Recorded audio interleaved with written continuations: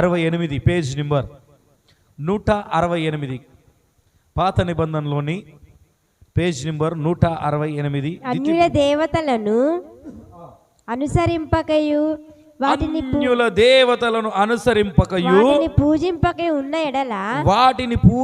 ఉన్న ఎడల నీవు అనుసరించి నడుచుకొనవలెనని నేడు నేను నీకు ఆజ్ఞాపించుచున్నా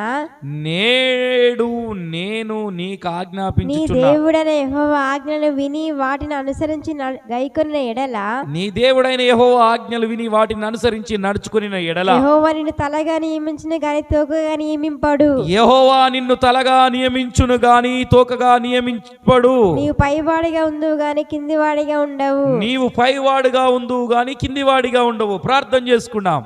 అందరూ కళ్ళు మూసుకున్నట్లయితే తలలు వంచినట్లయితే ప్రార్థన చేసుకున్నాం. ప్రేమగల తండ్రి, దయగల యేసయ్య, కరుణగల తండ్రి, దయాదాక్షిణ పూర్ణుడా, నీకు వేలాది కోట్ల వందనాలు, స్తుతులు, స్తోత్రాలు చెల్లించుకుంటున్నాం తండ్రి. పరిశుద్ధుడా, వాక్యం చెప్తుండగా తండ్రి ఏం మాట్లాడాలో ఏం మాట్లాడకూడదో మీరు నేర్పించండి. నాలో ఉండి మీరు మాట్లాడమని వేడుకుంటున్నాం తండ్రి. వినగల చెవులు, గ్రహించగల మనసును వీరికి దయచేయమని యేసు నామమున అడుగుచున్నాము తండ్రి. ఆమేన్. హల్లెలూయా. పోయినసారి ఏం వాక్యం చెప్పాను గుర్తుందా?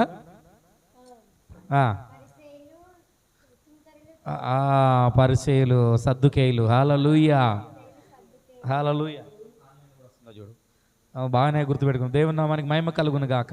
అయితే నాకు ఈరోజు నాకున్న ఏంటంటే అతిపెద్ద సందేహం, మీ సందేహం కాదు, నా సందేహం. అతిపెద్ద సందేహం ఏంటంటే ప్రతిసారి దేవుణ్ణి సన్నిధిలో ఆరాధించి కూడుకోవాలా? ఎందుకు దేవుణ్ణి ఆరాధించి కూడుకోవాలా? వినండి, నేను చెప్పేటప్పుడు వినండి. కొంచెం బైబిల్ ఉన్నప్పుడు బైబిల్ తీసేయండి. ఎందుకు కూడుకోవాలా? అసలు దేవుని నియమం ఏమిటి? అర్థమవుతుందా? దేవుడు ఒక సమాజముగా ఎందుకు కూడుకోమన్నాడు? ఒక సంఘముగా ఎందుకు కూడుకోమన్నాడు? మరి ఎందుకు కూడుకోవాలన్న ఇచ్చిండు ఆయన. అసలు ఆజ్ఞలు ఏంటి ఇక్కడ అడిగిండు. కొన్ని వాళ్ళు చేసినట్టుగా ఉండకుండా నీవు నీ దేవుడైన యెహోవా ఏందంట, అన్యత్వంలో వాళ్ళు చేసినట్టుగా ఉండకుండా నీ దేవుడైన చెప్పిన మాటలు వింటే నీవు తలగా నియమించబడతావు, తోకగా నియమించబడవు. కానీ నువ్వు తలగా నియమించబడట్లేదు. ఇన్నాళ్ళు నీకు వాక్యముగా విని నువ్వు తోకగానే ఉన్నావు. దానికి గల కారణం ఏమిటి? ఈరోజు నా సందేహం. హల్లెలూయా. ఈరోజు నాకు వచ్చిన అతిపెద్ద డౌట్ ఇది. దాదాపు నాకు ఈ డౌట్ రావడం బట్టి నాకు ఈ మధ్యలో చాలా డౌట్ వస్తుంది. చాలా రోజుల నుండి సందేహం ఇదే సందేహం వస్తుంది నాకు. ఎందుకు వస్తుంది? అర్థమైందా? ఎందుకు వస్తుందంటే ఈ సందేహానికి ఏంటంటే యేసుక్రీస్తు వారు యూదులకు కానీ ఇజ్రాయిల్ ప్రజలకు కానీ కొన్ని నియమాలు ఇచ్చాడు. నిర్గమకాండం 20వ అధ్యాయంలో ఉంటాయి ఆజ్ఞలు, నియమాలు అన్నీ ఇచ్చాడు. దాంట్లో ప్రత్యేకంగా మనము 7 నుండి ఒకసారి చదివితే చూడండి. 7వ వచనంలో చూసుకుంటే 7, 8 నుండి చూసుకుంటే ఎంత బాగుంటుందో ఒకసారి చూద్దామా? నిర్గమకాండం 20వ అధ్యాయం తీయండి. అనుసరింపకూడదు. యెహోవా తన నామమును వ్యర్థముగా ఉచ్చరింపవారిని నిర్దేశంగా ఎంచాడు. గుర్తుపెట్టుకో, ఏందంట? నీ దేవుడైన యెహోవా నామమును వ్యర్థముగా ఉచ్చరింపకూడదు. వ్యర్థముగా అంటే ఒక్క నిమిషం మళ్ళీ తరదాం. వ్యర్థముగా ఉచ్చరించడం అంటే చాలా మంది చాలా వ్యర్థముగా ఉచ్చరిస్తున్నారు. ఏ విధంగా ఉచ్చరిస్తున్నారో చెప్పాలా? నేను చాలా ఒక్కటే సింపుల్గా చెప్పేస్తాను. నేను దేవుడు అలానే కిందికి వస్తే పరిశుద్ధ దినమును ఆచరించాలని ఉన్నది. ఈ పరిశుద్ధ దినమును ఆచరించకుండా ఇప్పుడు మన దాంట్లోనే ఉన్నారు కొద్దిమందిని. వాళ్ళ పేర్లు ఎందుకు కానీ ఇప్పుడు పేర్లు చెప్పదలుచుకోలే. ఈ కాంచెల పేర్లు కూడా చెప్పదలుచుకోలే. ఇంతకుముందు మనోళ్ళే కదా అని పేరు చెప్పేది. కొద్దిమంది ఏంటంటే నేను అయ్యా ఈ ఆదివారం నా దగ్గర అస్సలు ₹1 కూడా లేకుంటుండే, నేను వచ్చిన చర్చి ముందుకు వచ్చిన చర్చి కడపను ముట్టుకున్నా, ప్రార్థన చేసుకున్నా. వినాలి నమ్మకన, వింటున్నారా? ఏం చెప్తున్నా? ప్రార్థన చేసుకున్నా, పనికి పోయినా. ఎక్కడ పోయినంట? వచ్చిన చర్చి కాడికి వచ్చిన, నిలబడినా కొద్దిసేపు, తాళం తీసిన్నది తీసి లేదు, తీసుంటే లోపలికి వచ్చిన కొద్దిసేపు ప్రార్థన చేసుకున్నా, ఇక పనికి పోయినా. నా దగ్గర డబ్బులు లేవు. దీన్ని ఏమన్నట్టు? వ్యర్థముగానే కదా. నువ్వు వ్యర్థంగానే ఉచ్చరించినావు కదా. ఇక్కడ బైబిల్ ఏం చెప్తుంది? మొదటనే చెప్తుంది, ఏమంటుంది? నీ దేవుడైన యెహోవా నామమును వ్యర్థముగా ఉచ్చరింపకూడదు. యెహోవా తన కానీ నామమును నువ్వు ఏం చేసినావు? వ్యర్థముగా ఉచ్చరించినావు. లేతే నోట్లకెళ్ళి అబద్ధాలే ఏమత్తాయి? దేవుడు తోడని పనికి మాలిన విషయాలు కానీ అన్ని విషయాలు మనం చేసేదో పనికి మాలిన విషయాలు. మళ్ళీ దేవుడు చూస్తలేడు అయ్యా, దేవుడు చూస్తున్నాడు కదా. అగౌరవపరచడం అన్నమాట, దేవుని నామాన్ని అగౌరవపరచడం. అంటే ఈ అగౌరవపరచడం అంటే పదాన్ని ఏమంటారు? మన సరదాల గురించి, చిన్న చిన్న మన సరదాల గురించి కొంతమంది ఏం చేస్తారంటే జోక్స్ చేస్తుంటారు పిల్లల మీద కానీ లేదా పెద్దోళ్ళ మీద కానీ. ఒక 4-5 కలిసిన కాడ వాళ్ళకు ఎంటర్టైన్మెంట్ కావాలని వాళ్ళు ఏం చేస్తారంటారు, ఒక జోక్గా మాట్లాడుకుంటూ నవ్వుతున్నారు. దాన్ని జోక్ సీరియస్ అవుతున్నారు. జోకుల విషయాన్ని ఎందుకు సీరియస్ అవుతున్నారు అంటారు. ఇలాంటిది ఎప్పుడన్నా మీకు జరిగిందా? మా దగ్గర జరిగింది. నా ఉన్నప్పుడు కానీ మేము ఉన్నప్పుడు ఒక 10 మందిగా ఉన్నప్పుడు జోక్గానే మాట్లాడుకునేది, సరదాగా ఇట్లా సరదాగా మాట్లాడుకునేది. ఇలాంటి ఏంటంటే దేవుని విషయాలు కూడా చాలామంది ఏంటంటే ఇట్లా జోక్గా సరదాగా ఉచ్చరింపేస్తున్నారు. ఏం చేస్తున్నారు? ఆయన నామాన్ని వ్యర్థముగా పలుకుతున్నారు.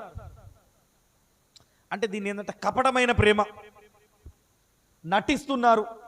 దేవుని పేరు చెప్పి ఇతరులను మోసం చేస్తున్నారు. ఇక ఇంతకంటే ఇంకేమో చెప్పలేదు. ఏం చెప్తున్నారు? దేవుని పేరు చెప్పి ఏం చేస్తున్నారు? దేవుని పేరు చెప్పి వచ్చినా నేను ప్రార్థన చేసుకొని వెళ్ళిపోయినా, అంతే, మొక్కి వెళ్ళిపోయినా. ఇతరులను అదే అధ్యాయంలో ఇంక కిందికి వస్తున్నా అంటే ఒకసారి తీయండి చూద్దాం. అక్కడ ఏమంటుందంట, 6 దినములు తీయాలి ఒకసారి. విశ్రాంతి దినము పరిశుద్ధంగా ఆచరించుటకు జ్ఞాపకం ఉంచుకొనుము. ఏందంట? విశ్రాంతి దినమును పరిశుద్ధంగా ఆచరించుటకు జ్ఞాపకం ఉంచుకొనుము. 6 దినములు నీవు కష్టపడి నీ పని అంతయు చేయవలెను. నాకు 6 రోజులకి పని చేయడానికి తీరికే ఉండదవా. ఈ రోజు అయితే నిజం చెప్తున్నా, నేను ఈ రోజు దర్శనానికి ఇది సరిగ్గా సింక్ అయిపోయింది అనుకుంటా. నేనైతే వాక్యం ఈరోజు నాకు పడ్డ దర్శనము దీనికి బాగా సింక్ అయిపోయింది. నేను దర్శనం పడుతుంటే నేను అస్సలు లేవను, నేను కళ్ళు తెరవను. నేను దర్శనం పడుతుంటే ఇంకేం పడుతుందో అని ఇట్లనే కళ్ళు మూసుకొని ఉంటాను అన్నమాట. ఇంకేం కనబడుతుంది. ఏం చేయాలంట? అందుకని ఈ వ్యర్థులను వద్దని చెప్తాను నేను. ఎందుకంటే ఇలాంటి వ్యర్థులు వద్దు మనకు. ఎవరున్నా సరే, లేకపోయినా సరే, ఈ చైరు, ఈ గోడలు అన్నీ వింటుంటా అంటే ఇవన్నీ పరిశుద్ధంగా ఆచరిస్తే సరిపోతుంది. అర్థమైందా? పరిశుద్ధముగా ఇవి ఆచరిస్తే సరిపోతుంది. ఎందుకంటే ఏమంటే మత్తయి సువార్తలో శిష్యులను పంపించినప్పుడు ఎవరైతే నిన్ను చేర్చుకోరో, నిన్నైతే ఎవరైతే వెళ్ళరో అక్కడ ఏంటంటే ఏ ఊరికైతే వెళ్తావో ఆ ఊరిలో నీ దుమ్ము దులుపుకొని రా అన్నాడు శిష్యులను. ఏం చెప్పాడు? కాల్లోకున్న దుమ్ము దులిపేయి. ఎందుకంటే ఆ దుమ్ము ఆనాడు సాక్ష్యం చెప్పడానికి సిద్ధంగా ఉన్నది. ఏముంది? కాలి దుమ్మును ఎవరైనా ఇంట్లోకి తీసుకురావడానికి ఇష్టపడతారా? ఇంట్లో ఉన్న దుమ్మే బయటికి తోచిపరుస్తాము, కానీ ఆ దుమ్మేనట సాక్షిగా ఉంటుందట. నేను ఎంత వ్యర్థముగా ఆయన నామాన్ని ఉచ్చరిస్తున్నామో ఒకసారి తెలుసుకో. చెప్పాను, చాలా మందికి చెప్పాను, విషయాలు అన్నీ చెప్పాను. కొంతమందికి ఇస్తే సంఘంతో కూడా వెళ్ళి చెప్పాము. ఆ విషయం కూడా ఉంటుంది. మత్తయి సువార్త 18వ అధ్యాయం అనుకుంటే ఒకసారి తీయండి. మత్తయి సువార్త 18వ అధ్యాయంలో ఏంటంటే సంఘం అందరు కూడా చెప్పాలన్నట్టు ఉంటుంది. ఒకసారి రీబా శేఖర్ 18వ అధ్యాయం తీయండి, 17 నుండి చదువుదాం. ఒకసారి చదవండి. అతడు వారి మాట వినేట ఈ సంగతి సంఘంలో తెలియజేపము. అయితే ఇక్కడ ఏమంటుందంటే 15 నుండి ఒకసారి చూసుకుంటే, మరియు నీ సహోదరును నీ ఎడల తప్పిదము చేసిన ఎడల నీ పోయి నీవును అతడిని ఒంటరిగా ఉన్నప్పుడు అతన్ని గద్దించుము. ఇదంతా చదవకండి, నేను చెప్తాను. అయితే ఎవరన్నా తప్పుదలిగా ఉన్నారనుకో, నేను చాలా మందికి చెప్తా, ఒంటరిగా ఉన్నప్పుడు గద్దించాలి. నేను ఫోన్ చేసి కూడా చాలా మందికి చెప్తా. ఏమని చెప్తానంటే, ఫోన్ చేసి ఎందుకు రాలేదు, ఏం కథ అని అడుగుతా. కొంతమంది రెస్పాండ్ అయితే కానీ లేకపోతే లేదు. ఎందుకు? బైబుల్ ప్రకారం. దాని తర్వాత కొద్దిమందిని సంఘంతో వెళ్ళి 17 కాంచెలు చదివితే సంఘంతో వెళ్ళి చెప్పమని చెప్పేసి 17 నుండి ఏమన్నది చదవక అక్కడ.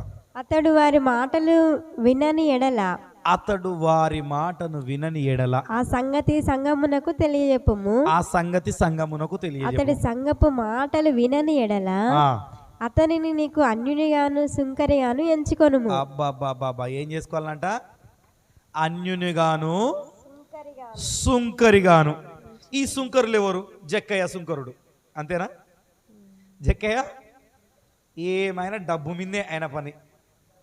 డబ్బు డబ్బు డబ్బు డబ్బు డబ్బు డబ్బు డబ్బు, అంతేనా కదా? అంతేనా? డబ్బు ఏం చేస్తా 4 ఇంతలు వసూలు చేసేవాడట. ఎన్నింతలు? ఆయన జీవితమే డబ్బు. రోమా ప్రభుత్వము ఆయనను నియమించింది. ఎందుకు నియమించింది? డబ్బు వసూలు చేయడానికి. ఆ డబ్బు నేను అంటే ఆ సుంకరులతోని అన్యులతోని పోల్చుతుంటారు. అన్యులైతే ఆచరించరు, గుర్తుపెట్టుకో. ఎవరు ఆచరించరు? అన్యులు ఆచరించరు, సుంకరులు ఆచరించరు. సుంకరులకు ఎందుకంటే అదే రోజు పని కావాలి వాళ్ళకు. ఎందుకంటే 6 రోజులు పని చేసింది ఉండదు, ఆ రోజు పని చేసేదే ఉంటుంది. ఏ రోజు? ఈ 7వ రోజు పని చేసిందే ఉంటుంది. అయితే ఈ సుంకరులతోనూ అన్యులతోనూ దేవుడు పోల్చేయమని చెప్తున్నాడు. ఎందుకు పోల్చేయమంటున్నాడు? ఆయన నామాన్ని నువ్వు వ్యర్థముగా ఉచ్చరిస్తున్నావు. ఆయన నామానికి ఇవ్వవలసిన ఘనతను నువ్వు ఇయ్యట్లేదు. ఆయనకి ఇవ్వాల్సిన దాన్ని, గౌరవాన్ని నువ్వు ఇయ్యట్లేదు. నువ్వు గౌరవం ఇవ్వకపోతే నీ కాలు కింద ఉన్న ఆ మట్టి నీకు సాక్షిగా ఉంటుంది. కనుక నువ్వు జాగ్రత్త పడకపోతే నువ్వు ఏం చేస్తున్నావు అంటే, నువ్వు నాకు అవసరం లేదు. నువ్వు ఎవరు? నువ్వు ఒక అన్యుడవి, నువ్వు ఒక సుంకరుడివి, నువ్వు ఇంకా మారు మనసు లేనివాడివి. కనుక నువ్వు ఇక అప్పుడెక్కడ ఉంటావు? తలగా ఎందుకు ఉంటావు నువ్వు? అర్థమవుతుందా? అర్థమైందా? ఇప్పటికి అర్థమైందా కాలేదా? హల్లెలూయా. నీవు తలగా నియమించబడుతున్నట్టు ద్వితీయోపదేశ కాండము 28వ అధ్యాయము 14వ వచనంలో ఏమంటున్నాడంటే, నీ దేవుడైన ఆజ్ఞలు ఏందంట? యెహోవా, నీ దేవుడైన యెహోవా ఆజ్ఞలు నువ్వు గైకొనిన ఎడల, ఆయనకు నచ్చినట్టుగా ఆయన విశ్రాంతి దినాన్ని నువ్వు ఆచరించిన ఎడల, యెహోవా నిన్ను తలగా నియమించును గాని. ఎక్కడ నియమిస్తాడు? తలగా నియమించడం అంటే పైవాడిగా ఉండడం. హల్లెలూయా. నువ్వు అప్పిచ్చే విధంగా ఉంటావు కానీ అప్పు తీసుకునే విధంగా ఉండవు. హల్లెలూయా. నువ్వు ఇంకా అప్పు తీసుకునే విధంగా ఉన్నావంటే నువ్వు అన్యుడివి, నువ్వు సుంకరివే. నువ్వు నీ జీవితంలో నువ్వు ఇంకా ముందుకు ఎదగట్లేదంటే నువ్వు దేవునిలో, నువ్వు ఆయనతో సహవాసంలో కలిగి ఉండట్లేదు. నీ ఏ విధంగా ఉంటున్నావు అంటే నువ్వు దేవుణ్ణి అగౌరవపరుస్తున్నావు. ఇంతకుముందు చెప్పాను కదా నేను, కపటమైన ప్రేమ ఉంది నీలో. ఏదో ప్రేమిస్తున్నా అన్నట్టుగానే ప్రేమిస్తున్నావు దేవుణ్ణి, కానీ నువ్వు ఆయన మనస్ఫూర్తిగా ప్రేమించట్లేదు. నీలో కపటమైన ప్రేమ మాత్రమే ఉంది. అర్థమైందా బైబిల్? హల్లెలూయా. అప్పుడు అర్థమవుతుంది కదా, అప్పుడు కదా మనం కూడుకోవాలని. ఎంతోమంది మేము ఎంతో గురించి తెలుసా ప్రార్థన చేస్తున్నాం. ఎక్కడ 2-3 నామం పేరిట ఏకీభవిస్తారో దాని కిందటనే ఉంటుంది. అక్కడ నేనుంటా, మీరు ఏదైతే అడుగుతారో చూడండి 19వ వచనంలోనే ఉంటుంది. అదే 18-19 ఉన్నదక్క. నీ గర్భఫలము ఇది అక్క మన మత్తయి సువార్త 18వ అధ్యాయము, మత్తయి సువార్త 18వ అధ్యాయము 19వ వచనంలో ఉంటుంది. ఎక్కడ 2-3 నామం పెట్టుకో. మరియు మీలో 2 తాము వేడుకొను దేని గుర్చెను భూమి మీద ఏకీభవించిన అది పరలోకమందు నా తండ్రి వలన వారికి దొరుకునని మీతో చెప్పుచున్నాను. బాగా జరుగుతుంది ప్రార్థన. యోధులు ప్రార్థన పెడుతుంటే ఎవరు రావట్లేదు. ఊకే గుర్తు చేయట్లేదు. గురువారం నాడు విజ్ఞాపన ప్రార్థన. మీరు ఎవరు వచ్చినా రాకపోయినా కానీ వచ్చిన వారైనా మొత్తం అందరి గురించి అయితే ప్రార్థన చేస్తున్నాం. హల్లెలూయా. ఎందుకు ప్రార్థన చేస్తున్నామంటే నాకు ఒక భయం ఒకటి ఉన్నది. ఇక్కడ ఉన్న ఈ దుమ్ము సాక్షిగా నిలబడుతుంది ఒకరోజు. హల్లెలూయా. ఇక్కడ ఉన్న ఈ చైర్లు సాక్షిగా నిలబడతాయి ఒకరోజు. హల్లెలూయా. అర్థమవుతుందా? నేను కూడా సాక్షిగా నిలబడతా ఒకరోజు. ఆయన ముందు తలగడ పట్టుకొని ఇట్లా నిలవలసిందే. ఆయన తీర్పులో ఏం తీరుస్తాడో అన్న భయంలో ఇట్లా ఉండాల్సిందే. అర్థమైందా? చాలామందికి తెలియట్లేదు. అందుకనే అంటున్నాడు, నీ దేవుడైన యెహోవా నామమును నిర్గమకాండంలో ఏమంటున్నావు? వ్యర్థముగా ఉచ్చరించకూడదు. అర్థమైందా? మరి ఉచ్చరించకుండా, వ్యర్థముగా ఉచ్చరించకుండా మరి ఏం చేయాలా? ఏడవ ఇది దినము చాలా ప్రాముఖ్యమైనది. ఏడవ దినం నీ దేవుడైన యెహోవాకు విశ్రాంతి దినము. దానిలో నీవైనను, నీ కుమారుడైనను, నీ కుమార్తెను, నీ దాసుడైనను, నీ దాసి అయినను, నీ పశువైనను, ఇండ్లలో ఉన్న పరదేశి అయినను ఏ పనియు చేయకూడదు. చూసినావా? ఈ మాట చెప్తేప్పుడు కొరనేల నాకు మస్తు కోపం వస్తుంది కావచ్చు. పశువులను కూడా ఎటు తీసుకోపోద్ది అంటే చూడు, ఇక ఏం చేయాలి అన్న, పశువులు తినకుండా ఉంటాయి వాళ్ళు ఒక్కరోజు. హల్లెలూయా, హల్లెలూయా. మరి దేవుడు చెప్పిన నియమం చూసినావా? ఏంటంటే పశువులను కూడా ఉంచమంటుండ. మరి అంతేనా కదా? ఎవరిని? చాలా నియమాలు ఉన్నాయి. ఎప్పుడైతే నువ్వు దేవునికి ప్రిఫరెన్స్ ఇస్తావో, ఎప్పుడైతే దేవునికి సమాజంలో కూడుకుంటావో, ఏ విధంగా కూడుకోవాలంటే నీలో ఆశీర్వాదం రావాలి, నువ్వు తలగా నియమించబడాలి, నువ్వు తోకగా నియమించబడద్దు. అంటే ఇన్నాళ్ళు తోకగానే నియమించబడ్డావు, తలగా నియమించబడలేదు. పిల్లలు నానా నానా ఇది చూడండి, మాట్లాడుతున్నాను ఓకేనా? సైలెన్స్ చూడండి, అట్లే సైలెంట్గా తినుకుంటూ ఉండండి, కూర్చోండి ఓకేనా? ఏమంటున్నానంటే ద్వితీయోపదేశ కాండం 28వ అధ్యాయం 14వ వచనం ప్రకారము నీవు నీ దేవుని మాట వింటే తలగా నియమించబడతావు. దేవుని మాట వినాలే, దేవుని నువ్వు తలగా నియమించబడాలంటే ఎబ్రీలకు రాసిన పత్రిక 10వ అధ్యాయం 24, 25 చదువుకున్నాం ఒకసారి. తీయాల త్వరగా. హల్లెలూయా. రిబా శకరల రబందుర్యల రబాబాసియా ఠకరల ఎబ్రీలకు రాసిన పత్రిక 10వ అధ్యాయము 24. మైక్లో చదవండి, తీసుకోండి. హల్లెలూయా. తీయాల త్వరగా, ఇది చూడండి, మైక్లో చదవాలి. కొందరు మానుకొనుచున్నట్టుగా సమాజము కూట మానక ఒకరినొకడు హెచ్చరించుచు ఆ దినము సమీపించడం మీరు చూచిన కొలది మరి ఎక్కువగా అలాగ చేయొచ్చు. ఒక్క నిమిషం మళ్ళీ కంటిన్యూ చదువుతూ కానీ ఏమంటున్నాడట? కొందరు మానుకొను చున్నట్లుగా. అవునా కదా? ఎంతరట? ఒక 10 మంది ఉన్నామబ్బా, ఇప్పుడు చూసినట్టు ఒక 8 మంది ఉన్నాం. ఈ 8 మంది ఓ 10 మంది లేదా ఒక 20 మంది మనం అందరం కలిపి తిప్పి కొడితే ఒక 20 మంది వెళ్తాం కావచ్చు. ఈ 20 మందిలో ఉన్న కొద్ది మంది అయితే మానుకొని ఉంటారు. అవునా కదా? బైబిల్ కూడా అదే చెప్తుందా లేదా? మానుకొనుచున్నట్టుగా వాళ్ళలా కాకుండా సమాజముగా కూట మానక. సమాజముగా అంటే అందరూ పోగైకు ఉండటం మానక ఒకరినొకడు హెచ్చరించుచు. ఏం చేయాలంట? ఒకరినొకడు హెచ్చరించుకోవాలంటే ఇప్పుడు నేను కనుక ఉండి ఏమన్నా బాబన్నా నువ్వు ఇట్లనే నానే చేసేది అని అన్నావు అనుకో, నిన్నగాక మొన్న వచ్చి నువ్వు నాకు చెప్పేటోను అయినవా అనేటోళ్ళు ఉన్నారు. అన్నారా లేదా? మరి బైబిల్ చెప్తుంది ఏమంటుంది? ఒకరికొకరిని హెచ్చరించుకోవాలంటుంది. నువ్వు చేస్తున్న ప్రవర్తన నచ్చలేదనుకో, నువ్వు సమాజంలో నువ్వు ఒక దగ్గర కూడుకున్నప్పుడు నువ్వు మానుకుంటున్నావు, ఒకరోజు మానుకున్నప్పుడు నువ్వు మానుకోకుండా వస్తున్నా నీ సహోదరు కానీ నీ సహోదరి కానీ, అరే నువ్వు అట్లా మానుకోవద్దయ్యా, నువ్వు ఎందుకు మానుకుంటున్నావు, అలా మానుకోవడం మంచిది కాదని చెప్పినప్పుడు ఆ మానుకున్న వ్యక్తికి మహాకోపం వస్తుంది. అర్థమవుతుందా? ఏమవుతుంది? ఇప్పుడు వాళ్ళిద్దరినే తీసుకున్నాం. ఎవరిద్దరిని తీసుకున్నాం? మన కిరణ్ బాబాని తీసుకున్నాం. వీళ్ళిద్దరు వస్తున్నారు. బావన్న ఏం చేసిండు? ఆ మధ్యలో ఒక్కొక్కసారి తప్పిస్తాడు. తప్పించినప్పుడు కిరణ్ ఏం చేసిండు? కిరణ్ అన్న ఏం చెప్పిండు అంటే, అన్న నువ్వు అట్లా తప్పేకన్నా ప్రతి వారం రాండి, ప్రతిసారి చర్చికి రాండి అని చెప్పినప్పుడు దాన్ని హెచ్చరికలు అన్నమాట. చెప్పినప్పుడు దాన్ని రిసీవ్ చేసుకొని, సరే అన్న వచ్చడానికి వస్తా, నేను వస్తే మంచిగా ఉంటుంది, నేను వస్తా, ఓకే అది ఏదో జరిగింది, ఏదో నాకు శోధన జరిగింది అంటే బాగుంటుంది, ఎట్లా ఉంటుంది. లేకపోతే నువ్వు వచ్చి నువ్వు నీకే తెలుసా అనుకుంటున్నావు, అన్నీ నాకు తెలియదా, ఏదన్నా నువ్వేనా నాకు చెప్పేది అన్నం అనుకో, అది ఎలా ఉంటుంది? అర్థమైందా? కానీ బైబిల్ చెప్తుంది ఎదురు మాట్లాడకూడదు. ఎదురు మాట్లాడకుండా నీవు తగ్గించుకొని ఆ సహవాసాన్ని ఏందంట దాన్ని హెచ్చరించుకుంటూ చదువు. హెచ్చరించుచు ఆ దినము సమీపించుట మీరు చూచిన కొలది. ఏ దినము సమీపించుటనట? ఆ దినం అంటే ఏది?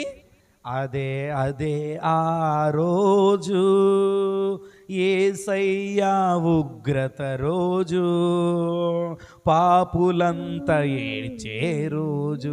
అర్థమైందా? ఆ దినము సమీపించి ఉన్నదని మీరు చూచిన కొలది. ఎట్లా చూస్తారు? నువ్వు నువ్వు చూస్తున్నావంటే ఏ విధంగా చూస్తావు? నీవు దేవుని యందు ఉంటేనే, దేవుని యందు భయభక్తులు కలిగి ఉంటేనే ఆ దినాన్ని నువ్వు ఇప్పుడే చూస్తావు. అర్థమవుతుందా? ఆ దినాన్ని గురించి నువ్వు ఆలోచిస్తున్నావు, ఆ దినాన్ని గురించి చూస్తున్నావంటే ఇప్పుడు నీకు భయం కలుగుతున్నది. హల్లెలూయా. చూసిన కొలది, ఆ దినాన్ని నువ్వు గుర్తు చేసుకున్న కొలది, ఆ దినాన్ని ప్రతి వారు మర్చిపోయారు. ఆ ఉగ్రత దినాన్ని ప్రతి పౌరుడు మర్చిపోయాడు. పైగా యేసుక్రీస్తును నమ్ముకున్న బిడ్డలే మర్చిపోయారు. ఎవరు మర్చిపోయారు? యేసుక్రీస్తును సొంత రక్షకుడుగా అంగీకరించిన తన పిల్లలే ఆ ఉగ్రత దినాన్ని మర్చిపోయారు. చదవక మరి ఎక్కువగా అలాగు చేయుచు దాని గురించి తెలుసుకోనట ఇంకా ఎక్కువగా ఆరాధించాలంట. ప్రేమ చూపుటకును కార్యములు చేయుటకును ఒకరినొకడు పురికొల్పవలని ఆలోచింతుము. చాలా ఏం చేయాలట? సమాజంగా కూడుకోవాలా, ఒకరినొకరిని హెచ్చరించుకోవాలా. ఆ దినాన్ని గురించి, ఆ దినములో మనం ఉండకుండా ఏం చేసుకోవాలంటే ఒకరొకరు ప్రేమతో ఉరిగొలుపుకోవాలట. ఇంకా సమాజంలో కూడుకోవాలంటే ఇంకా ఏం చేసుకోవాలా? ఇంకా ఇది సరిపోదు, ఈ ఆదివారం, ఈ గురువారం, ఈ శుక్రవారం సరిపోదు, ఇంకా మనం ఇంకొక రోజును పెట్టుకున్నాం. అర్థమైందా? ఇంకో రోజును పెట్టుకున్నాం అని ఏం చేసుకోవాలంట? ఉరిగొలుపుకోవాలా. మన వాళ్ళకు ఆదివారం పెడితే చాలదయ్యా చర్చి, ఇంకా వేరే రోజు ఎందుకు? మా అయ్యగారికి ఏం పని లేదు, ఆల్ నైట్ ప్రేయర్ పెడతాడు, విజ్ఞాపన ప్రార్థన పెడతాడు, ఏదైనా హాలిడే వస్తే చాలు పెడతాడు. రమేష్ అన్న ఇప్పుడు రేపు హాలిడే ఉన్నది, ప్రార్థన పెట్టేసిండు.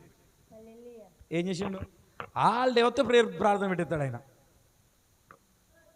ఎందుకు? సమాజముగా కూడుకోవాలా, సమాజం అందరు కలిసి ఉండాలా, ప్రేమ ఉండాలి. ఇంకా అది సరిపోదు. నువ్వు ఎన్ని రోజులు కూడుకొని ఉన్నా కానీ నువ్వు సరిపోదు. అర్థమైందా? అందుకనే దావీదుకారుడు అంటాడు, కీర్తన 122వ వచనంలో మొదటి 2 వచనాల్లో ఏమంటారంటే సంతోషిస్తాడట మందిరం గురించి. ఏం చేస్తాడట?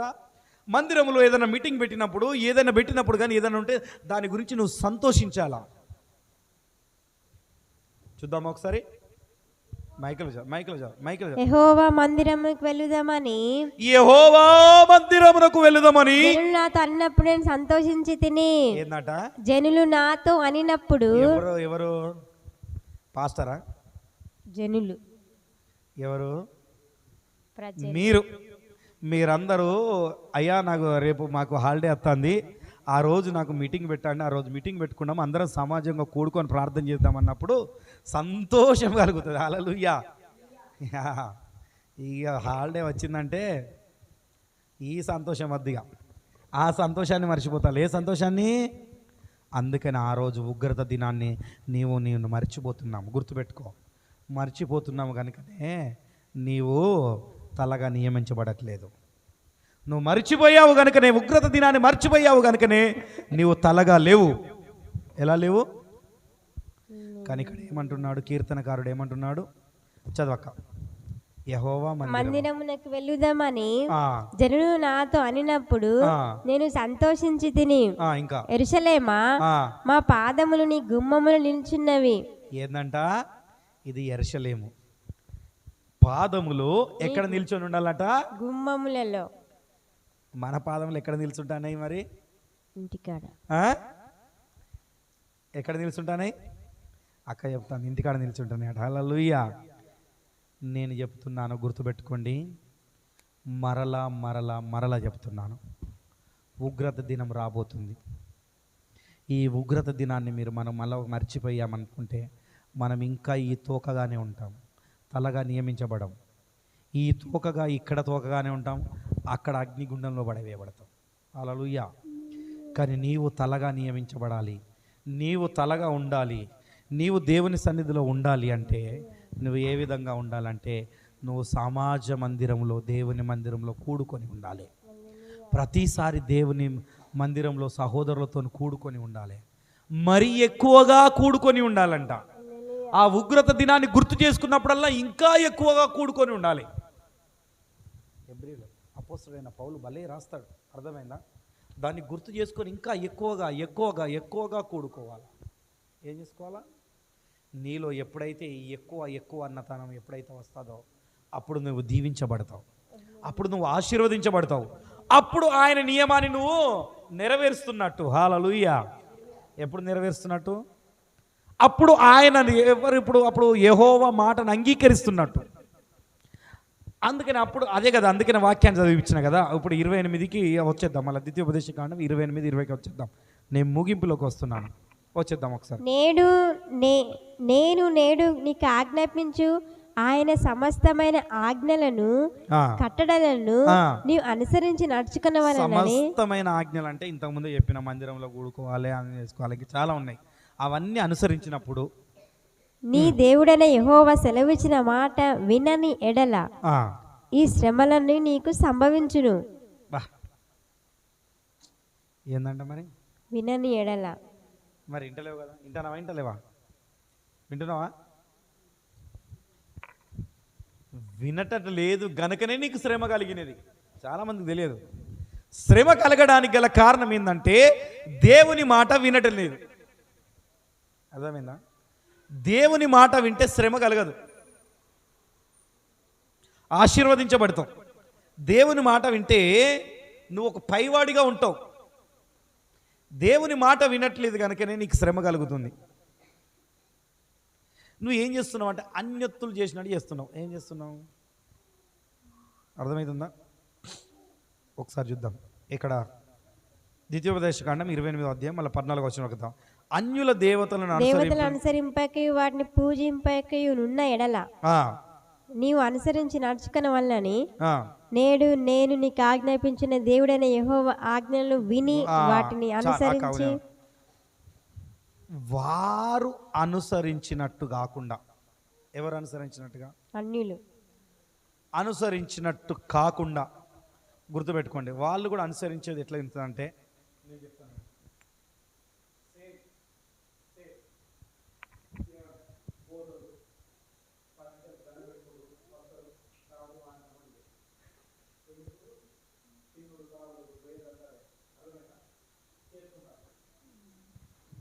ఆ విధమైన భక్తి మనలో ఉండకుండా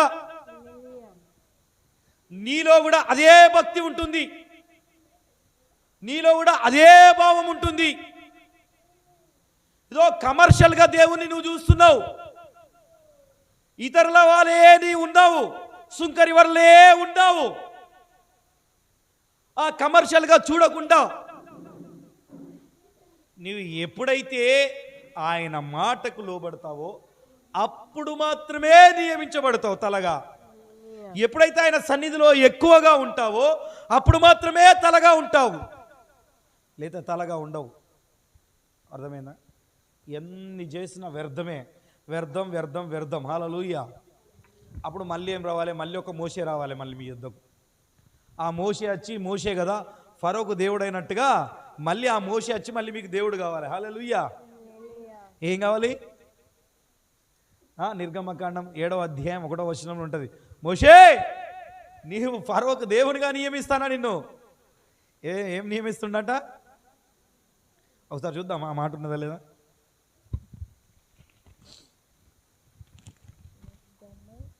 ఏడు ఒకటి. యెహోవా మోషేతో ఇట్లా అన్నాడు, ఇదిగో నిన్ను ఫరోకు దేవునిగా నియమించి తిని. ఎవరికి నియమించిందట? ఫరోకి దేవునిగా నియమించి తిని. హల్లెలూయా. మళ్ళీ అట్లాంటి మోషే వచ్చి చెప్పాలి మీకు, మళ్ళీ దేవుడు కావాలి. మళ్ళీ మంచిగా చెప్పిండు అనుకో, ఈ మధ్యలో కూడా అట్లనే ఉన్నది. పాస్టర్లు మంచిగా చెప్పిండు అనుకో, పాస్టర్లు దేవుళ్ళు అయిపోతాను. హల్లెలూయా, హల్లెలూయా. ఇక్కడ ఆరోనుకు కూడా 4 ఎక్కడ ఉంటుంది అంటే 4:16లో ఉంటుంది. ఆరోనుకు కూడా దేవుడు అయి ఉంటాడు మోషే. ఎవరికి? 4:16 నిర్గమకాండంలో ఉంటుంది. ఉన్నదా లేదా అక్కడ మాట? ఉన్నదా లేదా చూడండి. అతడే నీకు బదులుగా జనులతో మాట్లాడును, అతడే నీకు నోరుగా నుండును, నీవు అతనికి దేవునుగా ఉందువు. ఏందట? ఎవరికట? అహరోనుకు దేవుడుగా ఉందరు మోషే. గుర్తుపెట్టుకోండి. ఇక మీకు ఎంతమంది దేవుళ్ళు వచ్చి చెప్పినా కానీ ఇక కష్టమే ఈ మక్క. అర్థమైందా? మళ్ళీ మోషేనే వచ్చి చెప్తే అప్పుడు వింటారేమో, మళ్ళీ వచ్చి మళ్ళీ మొదటి నుండి రాయాలేమో ఆజ్ఞలన్నీ మీకు. అంతేనా? హల్లెలూయా. గుర్తుపెట్టుకోండి, చాలామంది ఏం చేస్తున్నారంటే ఆ విధంగా ఉంటున్నారు. మళ్ళీ మనకు రారు. గుర్తుపెట్టుకో, దేవాతి దేవుడు దేవుడు ఎవరు? దేవాతి రాజులకు రాజు, ప్రభువులకు ప్రభు. ఆయన వచ్చి ఆయన స్వయంగా చెప్పిపోయాడు. ఆజ్ఞలు మోషేకి ఇచ్చాడు, వాటిని అనుసరించాలని చెప్పేశాడు. దాన్ని మనం అనుసరించుకుంటూ వస్తున్నాం. ఆ అనుసరించుకుంటూ వచ్చినప్పుడే నువ్వు ఆశీర్వదించబడతావు. నువ్వు దేవుని సన్నిధిలో సమాజంగా కూడుకొని ఉన్నప్పుడే నువ్వు ఆశీర్వదించబడతావు. నువ్వు దేవుని సన్నిధిలో ఎంతగా ఉంటావో, ఎంతగా ఆయన సన్నిధిలో ఒక సమాజంగా కూడి ఉంటావో, సహోదరుల ఐక్యత కలిగి ఎంతో మేలు అని ఉంటుంది కీర్తన 133. ఆ విధంగా ఎప్పుడైతే నువ్వైతే కలిసి ఉంటావో అప్పుడే నువ్వు ఆశీర్వదించబడతావు, హల్లెలూయా. అప్పుడే నువ్వు దీవించబడతావు. గుర్తుపెట్టుకోండి, ఈ కంచెలో ఒక తీర్మానంలోకి చేసుకోండి. ఏం చేసుకోవాలి? ప్రభువా నేను సమాజంగా కూడి ఉంటా. ఒక నిమిషం, ఏమని కూడి ఉంటా? ఎబ్రీలకు రాసిన పత్రిక 10వ అధ్యాయం 24-25 వచనం ప్రకారము మేము ఒకరికొకరము ఉరిగొలిపి తెలుపుకుంటూ, ఏం తెలుపుకుంటూ? మన మంచేదో మన చెడేందో ఒకరితో మాట్లాడుకుంటూ, ఒకరిదొకరం సరి చేసుకుంటూ, ఒక సమాజంగా కూడుకొని మరీ ఎక్కువగా ఆ ఉగ్రత దినం గురించి తప్పించుకోవడానికి ఇంకా ఎక్కువగా కూడుకొని ఎప్పుడైతే ఉంటావో అప్పుడు నువ్వు తలగా నియమించబడతావు, అప్పుడు తోకగా నియమించబడవు. ఆ విధంగా ఉండడానికి మనం ప్రయత్నిద్దాం. హల్లెలూయా, హల్లెలూయా. అందుకని ఈ కంచెలు అస్సలు తప్పియకూడదు, ఎవరు కూడా తప్పియకూడదు. ఏం కలుగుతాం? దేవుని ప్రార్థన విషయంలో ఎవ్వరు కూడా నిర్లక్ష్యం చేయకండి. ఈ కంచెలు నిర్లక్ష్యం చేస్తే గుర్తుపెట్టుకోండి, ఏమవుతారంట? మీరు తోకగానే ఉంటారు. ఇక అదే నీ జీవితం. ఇంకా 20 ఏళ్ళు ఉన్నా కానీ ఆ తోకగా ఉన్న నీ జీవితంతో నువ్వు మరణించావు అనుకో, నీవు నిత్య నరకంలోనే పోతావు కానీ పరలోకానికి పోతావు అన్న విషయాన్ని అయితే అస్సలు ఇవ్వను నేను, అస్సలు రాసి ఇవ్వను నేను. గుర్తుపెట్టుకో, ఎక్కడికి పోతావు? ఎందుకంటే ఆయన భూమి మీద ఆయన ఆశీర్వాదాలు నువ్వు పొందుకోకుండా వచ్చావు కనుక నువ్వు నరకానికి, నువ్వు అన్యులో చేసినావు. నువ్వు సుంకరివే, అన్యుడివే. అర్థమవుతుందా? నువ్వు సుంకరివే, అన్యుడివే. మరి నువ్వెవరు? దేవుని పిల్ల కుమారుడివి కాదు, నువ్వు దేవుని పిల్లలు కాదు. నువ్వు ఇంకా సుంకరిగా, అన్యుడిగా ఉంటే నువ్వు నరకానికి మాత్రం వారసుడు. నువ్వు పరలోకానికి వారసులు కావాలంటే నువ్వు మార్చుకోవాలి ముందుగా.